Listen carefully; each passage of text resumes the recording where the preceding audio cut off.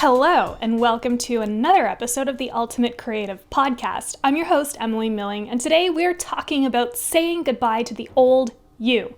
There's nothing wrong with the old you. The old you is great, but I don't know if the old you is really serving you anymore. The old you could be thinking about why you can't do certain things, or the old you could be saying, I should stay in this situation because it's comfortable and it's what I'm familiar with. But is that really making a positive impact on your life, and is it helping you get to where you want to be? But it's really hard, and I think it's because it's easier to just be comfortable in what is familiar, but that means that you become complicit and that you're okay with certain things happening, even though they're not really good things anymore. And I think a lot about why humans as a species really resist change. And I always come back to this idea that an object in motion likes to stay in motion and an object at rest likes to stay at rest. The physics part of it. Yeah, I really don't want to get up to change my underwear, but I'm gonna have to if I don't want to smell gross. Yeah, I mean, that's a pretty gross example of change, but it's, the one that I think most of us can relate to. Sometimes you just don't want to do anything, and that includes changing your underwear, or having a shower, or getting up without hitting the snooze button 50 times on your alarm clock. So then you have to ask yourself, why do people change? What actually compels people to take that leap and do the thing that they've been talking about doing for so long? I've read a couple of books on this. The one that I really, really loved was called Take Control of Your Life by Mel Robbins, and I've talked about this book many, many times. She also has a book called The 5-Second Rule, which I also really love. The crazy thing is, though, the 5-second rule does not work on me. I have no idea why. The basic principle of it is you count down backwards from 5, and that's supposed to signal to your brain that it's interrupting the thought pattern that you're having. So a thought pattern that a very typical thought pattern would be the alarm is going off and I'm going to just hit snooze. And instead of just hitting snooze, you start counting 5, 4, 3, 2, 1. That blocks that thought pattern that is telling you to just hit snooze, and you're on autopilot. Anyway, and then it's supposed to get you to get up and go about your day. I have tried it over and over and over again, and for whatever reason, my brain's just like, no, I'm not going to let you tell me what to do because I do it my own way. So I took a different piece of advice out of the book, and Mel Robbins suggests that if you do want to make a change in your life, you need to start with your morning routine. Morning routine is so essential for making big positive changes in your life that can go and expand all over the place, not in just your community and your business, but like globally. So instead of just focusing on the 5-second rule, she recommended, instead of hitting the snooze button, you just have to get up and you have to just be whiny and a baby about it for the first couple of days, but that you will get over it. And I'm thinking, okay, yeah, I can probably do that. And then she says, well, okay, do it and then set your alarm for half an hour earlier than you would actually set it up, than you have been setting it for. And at that point, I was like, well, look, lady, I do want to make a change, but I don't know if this is really the way that I want to go about it. I need my beauty sleep. You don't get 0 wrinkles at age 32 from not sleeping in, right? That's probably wrong. I have a very good skincare regimen. So anyway, I forced myself last week to wake up at 7 a.m., which is half an hour earlier than my alarm is usually set for, 7:30, and I didn't hit the snooze button except for on Friday. I hit it one time. I don't remember why. But then there was construction outside, so I had to wake up anyway because for whatever reason, these guys just like to bang on a tub in the morning. So I didn't have a choice. I had to get up. And this, I think, is what happens when we make a decision that we want to do something different, when we make a decision that we want to make a change in our lives. Like, the universe will conspire to make you do the thing. The stupid jerky jerk construction guys outside conspired to make me wake up at 7:05 a.m. instead of 7:15. So this is just the beginning of it. I want to talk more about how my business and everything has evolved, though, over the last 2 years, because I'm coming up on a 2-year anniversary and I'm trying to think back and reflect on what has worked really well and what hasn't worked, and what are the things that I want to do to make my business better for the next 2 years, the next 15 years, the next however much longer I'm going to be doing this business for, and what shape is it going to take and how is it going to evolve, because it has changed so dramatically in the last 2 years.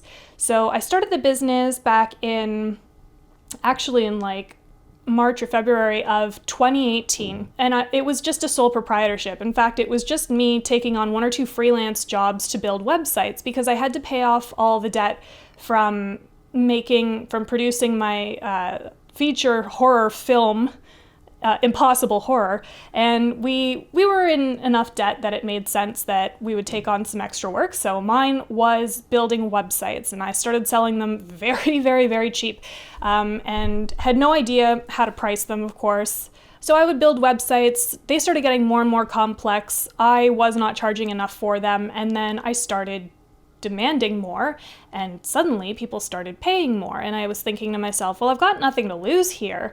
If I tell them that the price is $4,000 for this type of a website, then they can either take it or leave it. And surprisingly, people started taking it. This started this huge confidence boost and change in me that, like, I can actually dictate my own value. I don't need other people to do that for me. And previous to this, I had been working at jobs, like day jobs, that were salaried, and they had a specific guideline of how much they would pay this particular kind of role, and then they wouldn't have enough money to give me any sort of a raise, which really sucked, and I would still be expected to do oodles of work. How else do you describe it? Oodles and oodles of work. But in understanding that I could be the one to dictate what my value is, I suddenly opened up this whole entire new world. And the change had to happen as a result of a kind of crummy situation where we had to pay off some debt. I mean, it wasn't the end of the world kind of a situation, but the thing is that I had nothing to lose at this point, and I was ready to take the bull by the horns and give it everything I had. I've always wanted to start my own business, and then it just kind of happened. Again, I think, the universe conspires to make you do the things. I just had so many people banging on my door asking me to build websites. But because I didn't really quite understand the whole business side of it, it was very clunky at first. But that's okay, because I learned so many lessons. And I learned pretty quickly how to identify the people that I do want to work with and the people that I don't want to work with, and then how to get out of those situations when they were really not serving me well. That's another really important thing about change too, is if you're caught in a situation that is not giving you what you need, like mentally or emotionally or spiritually, whatever it is, or financially even, it's okay that you take a step back and say, I need to reassess what's going on here and I need to make a change. These situations typically will build some resentment for you though, right? Like, you want to be able to recognize the signals that are asking you to make these changes before it starts to happen. So for me, learning about the different types of people that I was working with, the different types of clients that I was taking on, like, I was really just accepting anyone and everybody at that point, like the first 6 months of the business, because A, I had to make enough money to cover the salary I was no longer making, and B, I didn't really know any better. And suddenly I started to recognize that I really didn't like working with people who blamed me for things. I did not like working with people who treated me like a random hired hand. I really love working with people who are collaborative, who are creative, who want to have fun building something together, and who are decisive. I need to work with decisive people because I am a decisive person. I don't want to be wishy-washy for months and months on end, trying to decide between one color or another color. Like, make a decision. Make a decision and then move forward with it. That is an important part of change as well. Change is difficult when you feel like there are so many different variables out there, but it is so much easier to make an impactful change, however you want to do it, whether it's with your brand colors or a logo, whatever, if you just make a decision. The best leaders I've heard, according to all the podcasts and everything that I've been listening to, are the ones that will make a decision and then think about it and adapt it as time goes on. So you make the decision in the moment you need to make the decision and say, yes, I will go with this sans serif font. And then as your business adapts and evolves and you're like, no, you know what? Actually, I really love the serif and I want to go back to the serif, then just change your font back to the serif font. It can be really difficult when you're a perfectionist or you come from a mindset that is very perfectionist to be okay with that type of decision making, but that type of decision making is what's going to get you to the next level when you know that you need to make a change. And perfectionism is so hard to deal with, and I know because I'm a recovering perfectionist. Now that I understand that about myself, it's much easier for me to make fast decisions about who I do and I don't want to work with. And I wrote a whole blog post about an onboarding questionnaire, which you can totally steal. In fact, I called it Steal This Onboarding Questionnaire, so that you can help yourself understand the best type of people and the best personalities that you want to work with. So back to the history of the business. Things are going really well. I'm taking on a bunch of random projects. I'm still trying to figure out exactly what it is I want to be doing with the business. I'm getting kind of sick of building websites, not gonna lie. But I have great opportunities here and there to work on some really amazing projects. A year into the business, I brought in a partner and we were a 50-50 split, and we had worked together previously. So we knew how our work balance would go with our personalities, and that was really important to me. But that is a really big change to make as well. I went from making all of the decisions in the business to having accountability to somebody else and responsibility to somebody else to make decisions. And that, obviously, based on everything I've just described to you, is extremely hard for me because it doesn't take me a very long time to make decisions. There were some decisions that came to me very, very rapidly that weren't mutually agreed on, which is fine, as everybody has a different point of view. But the fact that I wasn't able to be the person to say yes or no to whatever the situation was, and it wasn't my favorite situation, I won't lie, it really bothered me that I wasn't able to be in control of that. And so learning and adapting to a partnership was in and of itself its own shifting and changing of me as the individual Emily Milling. I had to make a lot of different compromises, tons that were fine for me to make because I was like, I'm growing as a person, and I am always happy if I'm growing as a person and I'm understanding who I am better. I think that is always going to be a good outcome. Unfortunately, the partnership didn't work out, not a lack of trying or anything. It was just a completely different approach to what we wanted to accomplish, and that's okay. But understanding now how I like to make decisions and why I like to make the decisions I make and why I think I work much better on my own, it's setting me up for success later down the line. Making that change, though, from being in a partnership to ultimately ending the partnership was incredibly hard. I had to do a lot of soul searching, and I think I did get pretty wrapped up in the complacency of comfort. It wasn't something that I wanted to do. It's definitely not something that I had set out in my life plan to do, to start and end a partnership within a year. But it was necessary for me in order to get to a place where I was feeling good about myself again and good about what I was contributing to the world. I do think it was hard for me to come to that conclusion earlier because I really wanted to give it a go. I really wanted to make it work. I think like anybody who is trying really hard to make something happen, especially when it's an important relationship like a business partnership, it's also like a romantic partnership. You want to make it work because you have put so much time into it. But there's also the idea of the sunk cost fallacy. Like if you've put so much time and effort into something, doesn't it mean you should get the same return out of it?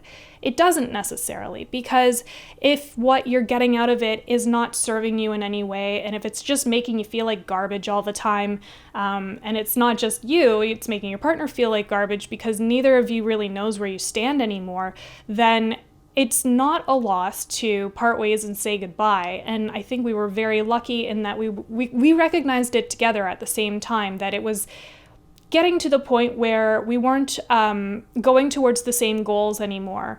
And we were feeling resentful that the other person wasn't just following along with us. There's nothing wrong with the fact that we parted ways because we had different goals. It's probably the best outcome that you could hope for in any sort of a business partnership ending. There was nothing financial about it, nothing, no like ill will, nothing like that. It was just learning and understanding who we were individually and who we were as business owners, and knowing that we could still do this on our own after the fact. I knew, because I was doing it before, that I would be okay doing it on my own. But, this all started right around the pandemic hitting and everybody going into lockdown, into quarantine and all of that stuff. So we had to say goodbye to our office within that week, basically, and we had to say goodbye to a life that we had built up. And the change of that was not easy. It was not easy at all. It was really hard to come to terms with the fact that I had to say goodbye to someone who I put a lot of value into. But doing it for the right reasons did help. I think, again, it took me a really long time to get to the point where I was okay with saying, like, I don't think I can do this anymore. Because it's easy to blame a second party. It's easy to say, like, well, it's their fault because they did this thing or whatever, instead of looking inward and understanding what it is that I'm bringing or not bringing to the table. And maybe there are some areas that I could have compromised on more, and I'm 100% sure there were. I just don't think that I was able to really fully accept that and really fully understand that until after the fact. So, leading up to really big, important changes, it is important to do that introspective work and to understand your role in the situation that you're in. Understand, the thought patterns that you have, like, as soon as I see this person, this is what I'm thinking, this is what I'm feeling. Why is that? Can you go a little bit deeper into understanding these different things? I am using this partnership as an example because it's very fresh in my mind, and it's also reminiscent of me leaving a comedy troupe that I started with a bunch of friends, and I was exceptionally involved in that troupe. It was really hard to say goodbye to that troupe, but it did make leaving the partnership a little bit easier. So, if there's something that's really weighing on you that you're like, I have to make this change, ask yourself if there is something a little bit easier that you could do first, a little bit easier that is similar to what the big one is that you need to do, and see how you feel after that is done. I'm pretty sure you're gonna feel good about it, because when you make the decision to do things for you, it just gives you a big confidence boost. And my guest next week, Alicia Carrick, is going to talk all about this. She's one of those people who is just so very good at understanding herself, her mental state, where she's at, and knowing, like, what are the things that are making her feel good and whole, and what are the things that are not adding to her goals in life? What are those things that she can easily say goodbye to? So if you're still thinking about this, if you're trying to make a big decision right now about a change that you need to make, definitely listen to that episode next week. So after I parted ways with my partner, this was in March and it officially was over in April, I had to adapt to a whole new set of changes, and I had to completely restructure the business, The Ultimate Creative. I had to basically reinvent myself, and it was a bit of a metamorphosis, to be honest. It went through several iterations, and this is again where this perfectionist idea comes back in.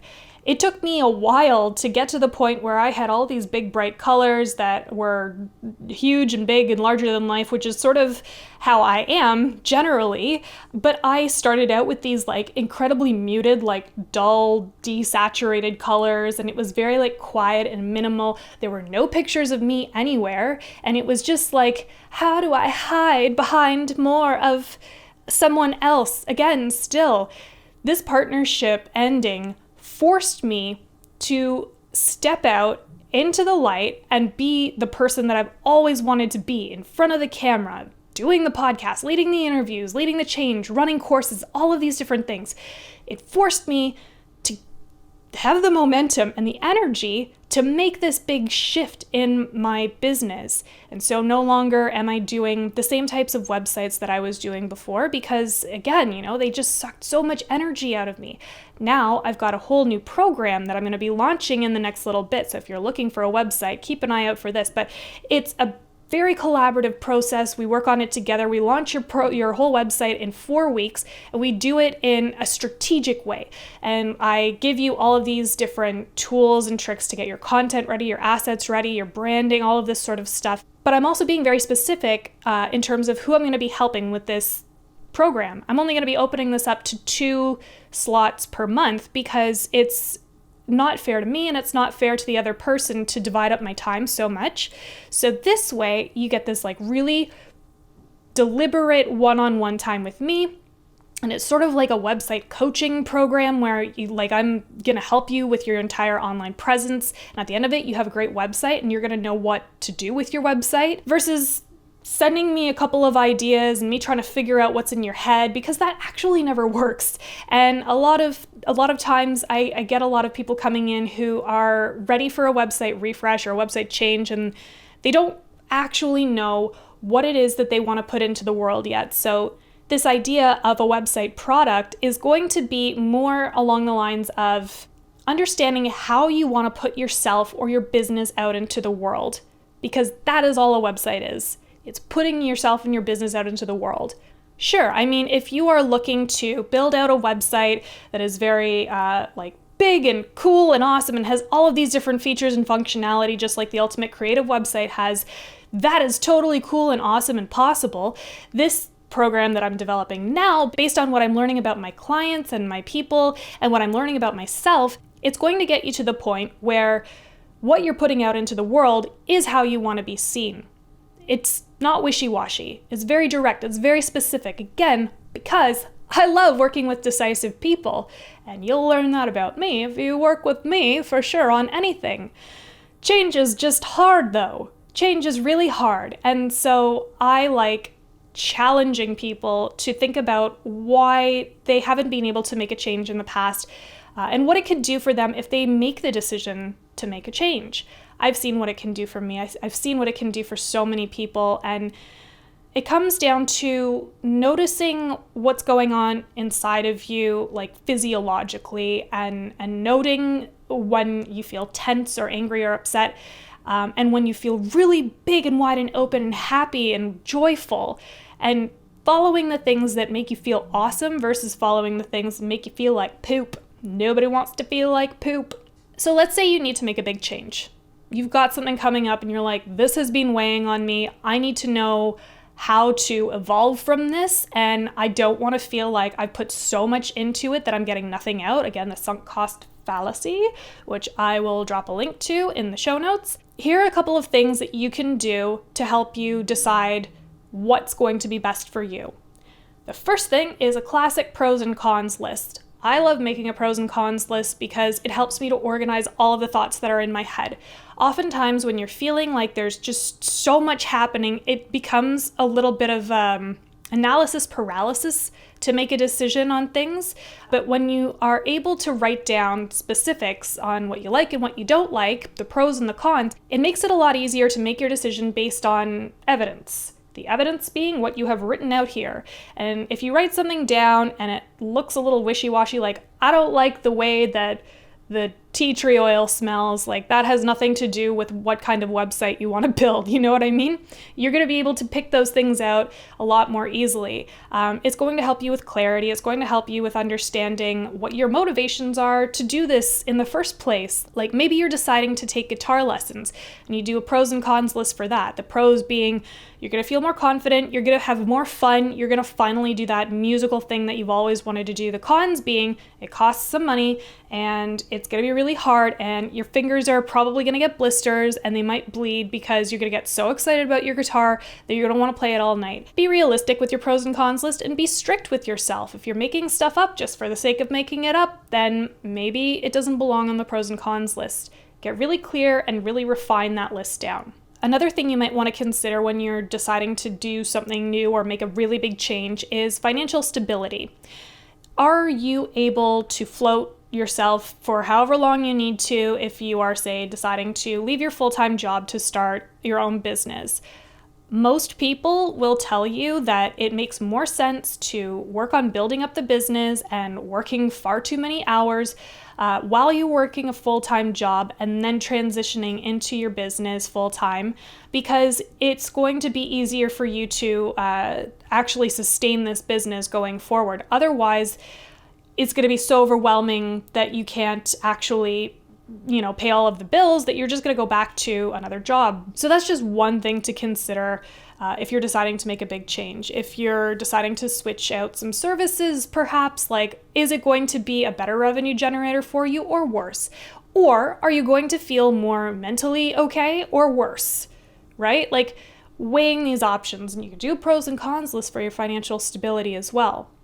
As long as you are okay in your finances, it's fine to move forward on these really big decisions. And, maybe if they don't even count, finances don't count. Like, finances didn't make a difference for me when I left my comedy troupe, because I think we had like $75 maybe. That's fine. None of us were really in it for the money, and so it didn't factor in. The third thing that I think you should consider if you want to make a really big change is long-term vision versus short-term ideas. I am like a classic short-term idea person because my ADHD brain just operates like that. It's very like, what's next, what's happening, let's execute, let's get it done, the end. But I do need to have more of a long-term vision if I ever want to accomplish the things that I've always dreamed of doing, like having my own comedy troupe. And that took me several years to finally accomplish. And having my own business, again, took me several years to finally accomplish. But if my long-term vision for my business is that I am able to pay myself a really great salary that I want to be paid and have a lifestyle that I want, and then also be able to pay a few people to help me to do this, then I need to be making decisions for my business, for the services that I'm offering, that are going to actually get me there one day versus like, can I pay this tax bill? I am getting better at that. It's not just these like little short-term blips of things. It's long-term strategy so that everything funnels into this together. And if you look at any of my other blogs or anything about clear mission statements, a clear vision statement, I think it's a clear vision statement. Anyway, I'll link to that blog as well in the show notes here. And it explains why you need a clear vision statement so that you can move your business or your life, whatever it is, in the direction you want it to go, and you don't lose sight of that. That's why these guided visualization exercises are so great, because they force you to really think about, like, where is it that you're going and what is it that you want to do? Think about whether it's going to serve you long-term or short-term, and which one is going to serve the whole long vision. Granted, perhaps it does just make sense to go out and get a funnel cake one day. That's a decision that you can make too. That's a change you can make. Instead of having a pie, I will have a funnel cake. Perhaps. That's for you to decide. So finally, to close off on this whole conversation about change, it's important to think about taking the first step and how to take that first step, because it can be super scary and super intimidating. Again, we've talked a lot about complacency and being comfortable in the situation that you're in because it doesn't require you to put in too much more effort. You're on autopilot and you're able to kind of get through everything that you need to get through, but it doesn't mean that you are happy necessarily. So if you are serious about making a change for your business or for your life or whatever your goals are, and you know that something has to happen, you must take the first step. And the first step could be any number of things. It could be downloading Mel Robbins' book, Take Control of Your Life. Or it could be taking a class in something that you've been thinking about for a while.